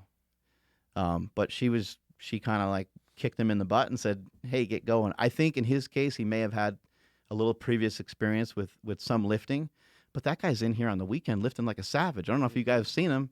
He's in here pulling 5 plates and 6 plates. And I mean, he's squatting 5 plates. I mean, he's been going nuts. Yeah, he's a maniac. But it can all start, with just one small thing that you do for yourself, where you just make a decision, like, I'm gonna start doing this. And the food thing, man, it's real. Like, people are really addicted to food, and it's really, really hard to overcome. And on this podcast, and when you ask us questions, we're never gonna tell you that we think it's easy. That part's hard. To do a couple of walks here and there, I think it's easy. I think that shouldn't be any problem for anybody, especially if you don't have pain. Like, if you don't have like some weird pain in your feet or knees or something, then you should be okay on that. But we do understand the struggle. We know how bad the food stuff is. We've all had our different battles with food, and not even in regards to like being super heavy or anything like that. It's just, we just know it's addicting because we love it too. Yeah, I was addicted to sugar and all that type of stuff. And for me, that change came when I decided to start fasting. And it wasn't because of food, but it ended up helping me with literally everything else from that point. That's important. And that's something that kind of people sort of brush past. It's helping people with everything in their life. That's crazy. Yeah. That's really nutty. Like, that food does that. And there's some people are like, I don't know, man. There's not that much science behind it, or there's not that much. It's like the science will catch up, and the science is going to tell us. But I would just think about it this way. I mean, we already know that having a better diet and having some exercise can really be crazy beneficial towards helping people that have type 2 diabetes. We know that a ketogenic diet is massive for young kids that have epileptic seizures. And it's like, well, if it does some of that, like, what could it do in a healthy person? Like, maybe it can make you more healthierist. Maybe it can advance you a little bit. Maybe it can help you maybe not live longer, because we're not really seeing a lot of people live a lot longer, but maybe it can just help you live a lot better, maybe have a higher quality of life. What if some changes in your food and some changes in your food and some changes to your exercise could help make you wealthy? Like, what if it could increase the amount of dough that you make? Like, would that be motivating to you? What if 5 years from now, with some of that dedication, you were making double what you're making right now? I mean, these are all things that are possible. And if you don't adhere to making those changes nutritionally and from an exercise standpoint, and you still make double the amount, well, now you're going to be sick. And it's going to be hard to enjoy it. You may have had a heart attack or something. You could be in a bad spot, and you could be forced to do it, or you could start doing it now. And I'm seeing that from a lot of people that are my age. And it is a way that we learn. We learn through pain. We don't learn until something hurts real bad or until we're pushed into a corner. There are some self-starters in this world that just are like, I'm going to college. And they kick ass in college and they learn a bunch of stuff and they're super smart. And for some reason, they're always ahead, and they didn't have to go through anything horrible to like learn what they needed to learn. But so many great researchers and so many people that are so highly informed about like things like cancer and other types of diseases are people that have had other family members suffer from these things, and they're like, I don't want to ever see that happen to anybody again. I want to try to put everything I can into it. And you're kind of forced to learn because of pain. And maybe we've also seen some people reverse their own situation, like Dr. Ken Berry, who we've had on the podcast. He wasn't very healthy. He wasn't doing very well. He had to educate himself more. He was like, I'm a doctor, and I don't know anything about nutrition. So he learned a lot more about it. He got himself more educated. He got himself in better shape. But like, why have it be such a painful thing? Why not just realize how positive and what a cool impact it can have on everything that you're doing now? It could kind of set you on fire and set you in the right direction. So it's something I think people need to get on board with. Like, I just had 43rd birthday, and I'm not the only person, and I'm not that old. But like Stan Efferding, my brother, these are all people that are older than I am. Ron Penna, these are people that are in amazing shape. They're a little older than I am, and they're still kicking ass. We got Dr. Baker, who's 52 or something like that. We got a lot of examples. The examples go on and on and on of these people that are really thriving and kicking ass, and they're not 27. Hey, I'm curious about this from you, because so like, yeah, you've been podcasting for a while, but it was a few years ago that you started losing the weight. Now, for me, I guess I wasn't really out of shape, but a shift did happen for me nutritionally and physically when I started picking up some fasting. A lot of things cascaded from that. What was the initial thing for you that caused that cascade downwards? Like, what was that first thing? Do you remember? I think, so I think there's maybe two things. I think, the paleo diet is what gave me momentum, and it gave me, I talk a lot about things to look forward to. When I looked at the paleo diet, I looked at the paleo solution from Rob Wolf before I ever knew who he was. I'm 330 pounds, and I'm thumbing through this book. I don't like to read a whole lot, but I'm looking at some of the stuff, and I'm like, okay, it seems like it's pretty much a meat-based diet. All right, well, there's some vegetables that can come into play here and there. And I was like, oh, shit. I'm like, potatoes. Like, I love potatoes. There was a couple things in there. I don't remember exactly, what all it made up. But I know that it was like, basically, don't eat sugar and don't eat bread. Those are kind of like the main things of the paleo diet.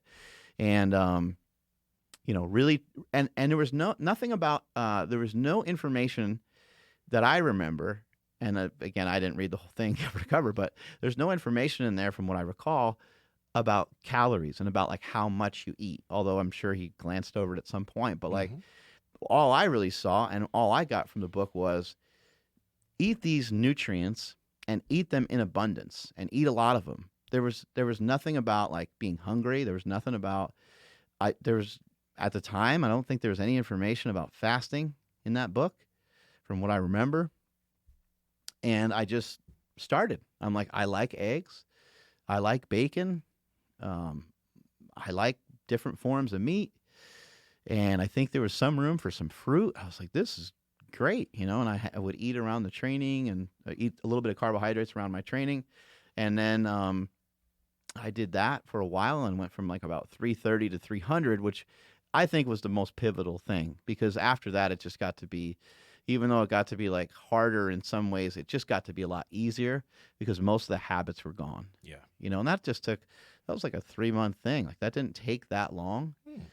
Also keep in mind though, at that stage, I was still I would still consider myself a pretty high level dieter, because after every meet that I ever did, I'd always drop like 10, 15 pounds. I'd always get in a little bit better shape. I was already used to like not eating sugar and eliminating carbohydrates and stuff like that. But that was huge. And then from there, really rededicating myself to a ketogenic style diet, having Jesse Burdick help me and walk me through that.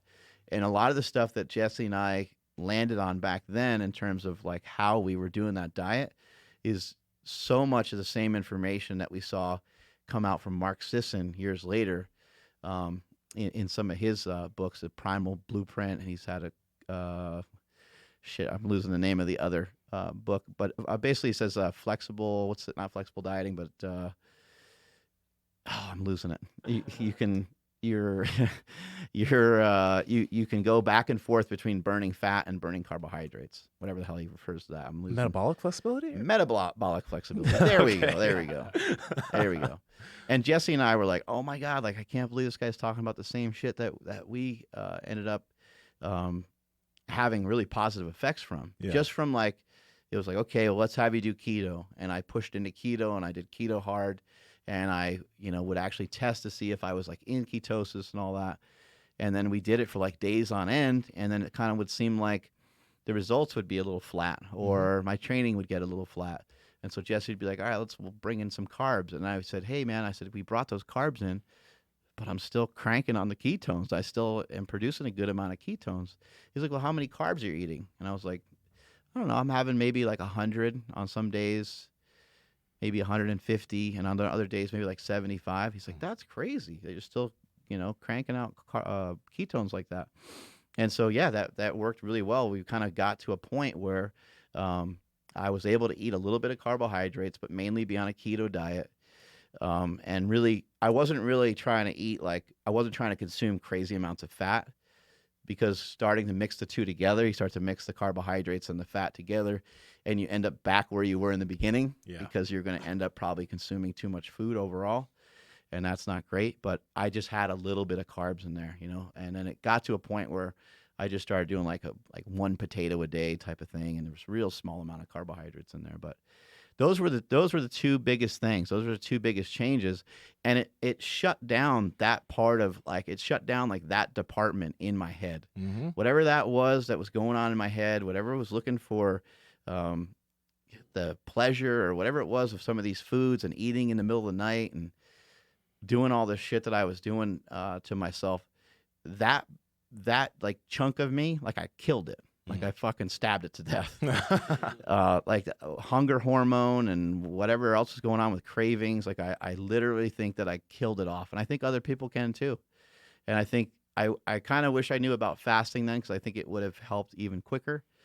I still have cravings today. I still, am thinking about certain foods sometimes, but the way I get rid of it is just to, I will ask myself kind of 2 questions every single day. And the first question is, am I actually hungry? And then the second question is, if I'm going to act on, if I actually am hungry, how does it help or how does it hurt for me to eat something that doesn't flow with my normal diet? Because it could be helpful for me to go off the diet. It could be helpful for me to be like, you know what, man, you've been doing this for friggin' 100 days straight. Yeah. You should go chill. Like, because that's I think that's a healthy practice too, to set up cheat days and have cheat meals and things like that as well. Yeah. What you got over there, That's Andrew? No, well, so the Shreddageddon thing's been 73 days. Oh my god! And so I've been thinking like, okay, am I gonna when am I gonna I don't know, have a cheat day or whatever? But I think you just answered it. I think I'm gonna go 100 days before I even touch anything. Yeah. Okay. Yeah, because that'll. Wow. I mean, that's like That'd be a little bit after Christmas. yeah, right? February-ish somewhere there.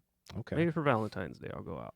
So you're gonna get shredded for Shreddageddon, and then you're gonna get even more shredded by the end of January. Yeah, I'll Let's be see more. how shredded you can I'll be a get. little bit more fuller. I mean, I'll probably have. Well, with that amount of time, you're gonna want to probably bring them back up a little bit, Mhm. and back Yeah. down. I was a gonna little say bit, right? we'll see Yeah. what Throwing a little the, tricks. the natty one has for me. Get him bodybuilding ready. That's right. nah.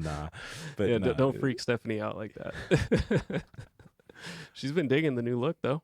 Hey. That's great. I don't think she's gonna admit it, but I think she likes Shreddageddon better than Sarmageddon.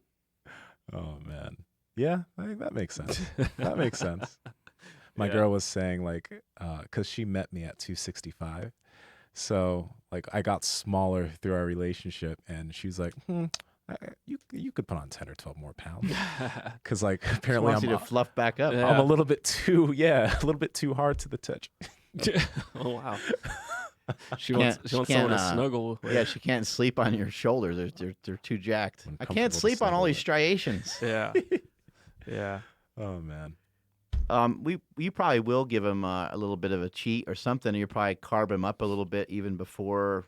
Well, Christmas isn't that far away, but you might throw Yeah. something his way a little bit. Before he right? takes those pictures, we're gonna eat a bit more carbs 3 days beforehand. Mhm. Pretty moderate for the first 2 days, and then if he's kind of flat, extra the third day. But if he's looking good, then the same the third day. Boom, looking nice and full for photos. And then, why did you advise for him to eat a little bit more food this past week? Because he's been in a tough deficit for a while. Plus, when he was sick, it's not good to be in a harsh deficit when you're You had sick. a pretty bad cold, Andrew? Yeah. It's just a normal, common cold, right? You get them all. I get them every year. I almost made it this year though. I was like, damn, we're in towards the end of December, and I finally got sick. But man, over the weekend, especially Sunday, it hit me like a truck. I'm just like, what's happening? And then Nsima's like, dude, you're depleting yourself, so you're more susceptible to being sick. So I think it just compiled on itself, and man, I was. Yeah, I don't want to really even get into the details just because I feel like I don't like putting that out there for the people to listen to, and next thing I know, someone's listening to me right now, and there's like, dude, you triggered it in me, you just Yeah, they like partially feel a little sick right now. They Uh-huh. wake up tomorrow, the throat's scratchy. Yep, sorry. But yeah, so when he told me to up my carbs and up my fat a little bit, it was so high that I couldn't even match what he had asked me to do. So I'm like, oh my gosh, like this is tough. It was really hard. Yeah. So just give him a little bit more energy. And then also, did you stop lifting when you were sick, So it was or exercising altogether because you're doing yeah, cardio too? It was when was Jordan Syatt here? He was here last Wednesday. So a week ago, about a week ago, I couldn't help it. So a week ago, at that night, that's when I'm like, like when you feel your throat kind of like twist a little bit, you're just like, no, I'm fine. It's just, it's been a long day. I didn't get much sleep, and I worked out really hard today, both workouts, and then the next morning I'm like, shit, I'm definitely sick. So that day was another full busy day, and I was shooting as soon as I got here at 7 a.m., and then we podcasted, and then I had to go do another photo shoot for the brand new Hip Circle colorways and new Slingshot colorways that just came out yesterday. There it is. Yeah, so I was shooting for those, so I didn't have any time to work out during the day. Like literally it was nonstop. And I didn't wake up early because I was so tired from the day before, and I felt like shit. So I didn't work out that day, and then got really sick that night. And so I'm like, nope, not getting up, this week, this Friday. And then over the weekend, Mark was like, hold on, like, you're sick now? Like, yeah, like, I couldn't even speak, I was sick. He's like, all right, just try your best to be a lazy piece of shit. I'm like, all right. And then, so I just kind of relaxed, did my thing over the weekend, watched a couple of movies. Gemini was pretty Gemini good. Man? Gemini Man was pretty good. It was, I didn't see it. It was cool. Okay. It was cool for a Will Smith movie. Yeah. He doesn't really, it's kind of like The Rock. Like, you watch it because it's him. Like, anyway.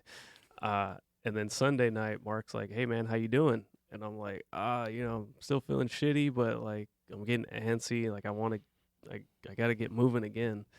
And he's like, nope. He's like, you're taking tomorrow off too. And I'm like, okay. I'm going to be so fat. Yeah. I'm like, people are like, oh, wow, it's hard to take a day off. Like, well, hey, put your ass out there on Shreddageddon and try to take a day off. See how you feel.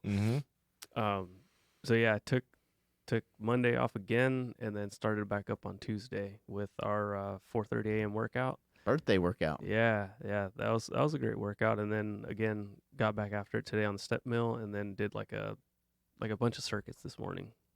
Circus. Awesome. Yeah. Circuits. So I took essentially what I have like 5 days off totally completely. So should you go to the gym when you're sick? The answer is no. No. Not if you like, but if you do, make it super light. Because like there have been times that I was You can sick. get hurt, yeah. Yeah, there were times that I was sick that I was like, okay, I need to go do something. Mm-hmm. So I'd just like go and get a light sweat in or do a little bit of cardio, but I wouldn't do anything that would like be considered a real workout. And as is right now, you don't. But like, did you sacrifice sleep at all to get there? For when I'm sick? Yeah, to the gym. Oh no. Yeah. Yeah, sleep's the ultimate medicine. That'll fix you up. I did sleep and the Juve light. I've been cooking on that as much as possible. Get sick so you cook your balls. Yeah. Speaking of cooking, what you cooking up on Christmas? I am for sure, without a doubt, no question about it, cooking up those certified Piedmontese tomahawk steaks.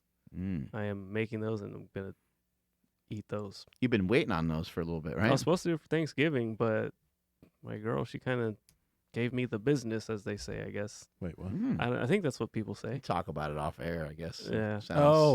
Like she No, she was like, well, you can't just, have She that. gave you a just tongue for lashing? No, wait, maybe that doesn't sound good either. You can't just have that by yourself. I'm like, what do you mean? It's my house. I can do whatever I want. And she's like, you can't, like, you have to, share with everybody. I'm like, oh, heck no. Like, guess who got their steak taken away? No, just kidding. She's not getting one now. Oh, man, maybe I'm not now. Yeah. But, yeah, so I'll be having that. But, of course, Mama Martha, she's making tamales. Delicious. Yeah. I've been back on those ribeyes again. Back on the center cut ribeye. You got a favorite going now, or still on some of the same things with the Piedmontese? It's the ribeye cap. It's the smaller ribeye. I think that's what it's called, ribeye cap. Ribeye cap. Yeah. Yo, guys, letting that steak sit will change your life. Like, honestly, these past like week and a half, or 2 weeks now that I've been really just letting the steak sit there. Talk about good habits. Right? And I'd maybe eat some eggs while it's sitting there and then come back to it, pull it out, and cut into it. Eat some eggs. No, I'll eat some hard-boiled eggs when I'm waiting or something because I have to eat something at that point. But when I come back to that steak, like it plumps up. Okay, so this is the thing. Usually when I used to cook the steak, I'd cook it, I'd cut into it and start eating it. I'd be like, this is all right, right? But when you let it sit, it plumps back up. Are you letting it sit with you with the No. I keep it in the air fryer with the red light on it. Maybe that's why it's plumping up.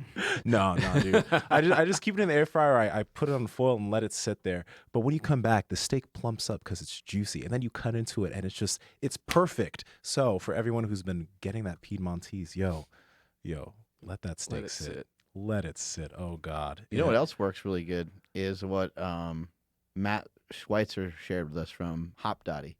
He said to put salt, put whatever you want on your steak, really. But like I usually just put salt on there, and I let that sit for a few minutes before I actually even cook it, and that helps a lot. Yeah. That helps. You have to kind of. I think when you're putting your salt on your steak, you got to put a good amount on there. Yeah. You don't want to over salt it, 'cause that's kind of gross, but you can't be shy with the salt. Yeah, and what that's actually called is the meat sweats. You have to put salt all over it, and when it starts to like soak in, that's when it's officially called the meat sweats. Oh wow. Yeah, and you can tell because it looks different. Yeah. Yeah. And then so for December, Piedmontese has just opened up the floodgates. They said anybody that that comes on the website, which is Piedmontese.com. That's PIEDMONTESE.com. They're giving everybody 25% off your entire order. And if your order is $99 or more, you get free 2-day shipping. So again, anybody can get that. But if you want to support the show, use the link in the YouTube description and or the show notes right now. Also, we got some Piedmontese representatives that are going to be here. We got the our carnivore meetup seminar thingy going on, and we're going to have some of the Piedmontese people out here. I'm excited for that. Yeah, I believe we're also podcasting with one of them at some point, Mm-hmm. which that'll be great because they'll tell us, like, I don't know anything about meat, really. I just know that I like it. Mm-hmm. And it'd be great to get more informed on the cows and how they care for the cows and how it all goes down.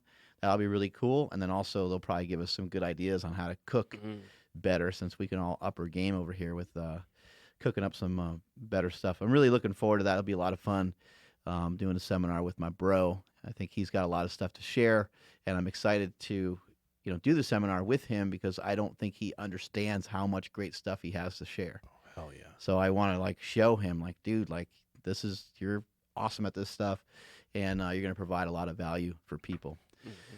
Also, we got some of our other show sponsors. We got our boys and girls over at Perfect Keto. I'm still hitting up that MCT oil powder. Mm-hmm. I'm still using the electrolytes. I'm still eating the bars here and there because I have, the no carbs till Christmas thing. I have been having one of these bars just about every night just to try to sneak in something sweet, get that sweet tooth pop in there somehow. But yeah, man, you want to check out some of the stuff from Perfect Keto. They got some great products. If you want collagen, you want MCT oil or MCT oil powder or whey protein, they got a huge variety of stuff, and their keto bars are awesome. Mm-hmm. Mm-hmm. They got everything. Yeah, they really do. They have they're building up, man. They're building up a lot of great products. Yeah, Nsima, if you pick up the vanilla MCT oil powder, you'll realize oh, hey, there's air inside there. I damn near finished that whole thing because that's what I use to help utilize my fasting during this Shreddageddon. It smells so good. It is really, really good. It makes coffee taste way too good. Yeah. It makes you think that there's no way this is healthy, but it is. Yeah, for those people that don't really enjoy just a regular cup of black coffee, throw this stuff in there. It changes it. It's a real game changer for you. Yeah. It's I can't speak any higher about it. It is just that damn good. Head over to perfectketo.com/powerproject at checkout. Enter promo code powerproject for 15% off your order. Why are some of these Quest donut bars out, Nsima? Because I'm going to be taking these two home since y'all ain't eating no carbs. Oh my God, he's out of here with those. I mean, for the record, I can eat carbs, but you can eat carbs. Okay, you can get one. But I'm not messing with anything outside of Whole Food right now. I think that one needs to stay at John Cena's feet. To support him so he doesn't fall? Yeah, so this one, sorry, Andrew. That one has to stay here. And then, yeah. But yeah. Quest sent me a holiday greetings box that had all their different staple cookies in there. I would have to say the chocolate peanut butter one is my favorite. Chocolate chip peanut butter, those are my favorites. We know who they love. Well, I was just thinking, if you and I needed any more motivation to be somewhat of importance on this planet, that's we want to reach that level. You gotta get that box. Quest sends us that personalized cookie box. Yeah. Oh man, those cookies are delicious. Quest Nutrition guys, a lot of you are trying to switch from having all these crazy cravings and stuff like we talked about on this episode, but it's not. You won't feel guilty, and it tastes fucking great. Yeah. The hero bars, the donut bars, literally all their bars are just, at this point for me, they literally are a treat, and it allows me not to have to turn to all the other crap I used to turn to. So, yeah. I dare you to have a hero bar and complain. Nah. Yeah. Yeah, I've actually never seen anybody eat one of those and like be like, oh, Right. like they always down it, like Mhm. disappears right before your eyes. Yeah. You guys seriously need to try the hero bars. Try all the bars, actually. And the chips. Oh my gosh, the chips. But Taco flavor is actually literally my favorite. yeah, back when I was having literally everything, I had that with Monster Mash. Whoo! It was, I was having taco salad. It was really, Yeah. really good. Yeah. Anyway, head over to questnutrition.com at checkout. Enter promo code MarksQuest for 20% off your entire order. Where could people find you, Andrew, and how do they follow along with Shred-a-geddon? Oh, you guys can hit me up at Instagram at I am Andrew Z. That's where the whole Shred-a-geddon series is. It's on my IGTV. Instagram needs to up their game a little bit with making it a little bit easier for people to find it. But just go to my profile and click the IGTV link, and you'll see it there. But if you wanted to, you can actually click the series button, and you'll see the Shred-a-geddon series right there. Turn on post notifications. You don't have to turn on all the notifications. You can just turn on the IGTV notifications. So every time I post a video to Shred-a-geddon, you guys will get notified. Nsima, where you at? At Nsima Inyang on Instagram and YouTube. At Mark Smillyville on Twitter, Instagram, and I got a new YouTube channel, so go check that out too. Strength is never a weakness. Weakness is never strength. Catch you all later.